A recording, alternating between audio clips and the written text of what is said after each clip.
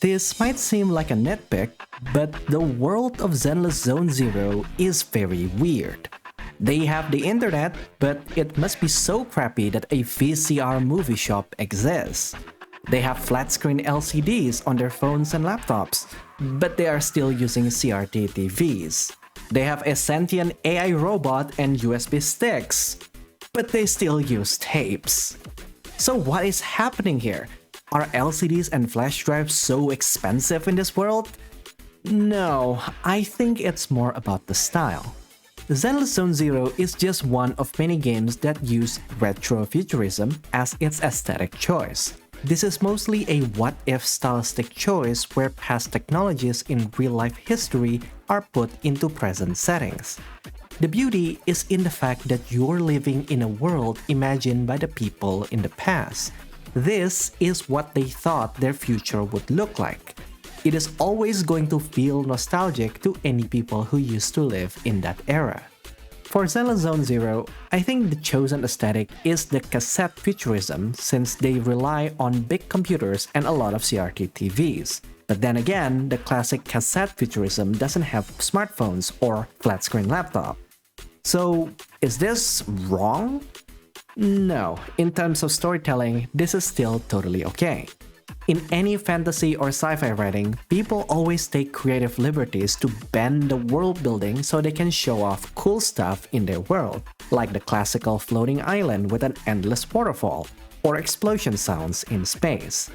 In a more anime culture, we have characters changing their hair color or even changing their eyes. The usual golden rule is that these creative liberties shouldn't be discussed in the story at all. It is just something that every character just accepts. Don't over-explain it, just call it magic and move on. Because if any character decides to ask how that could physically happen, you will open a massive world-building rabbit hole, and that will ruin your player's immersion. Imagine trying to explain how the water cycle works in this floating world, or how the melanin in your character's hair can change at will. I love world-building details as much as anyone else, but you have to accept that explaining world-building is optional. As long as it doesn't ruin the fantasy or the story, you don't need to explain anything. As for the phones and laptops, I think it's just a writer being modernist.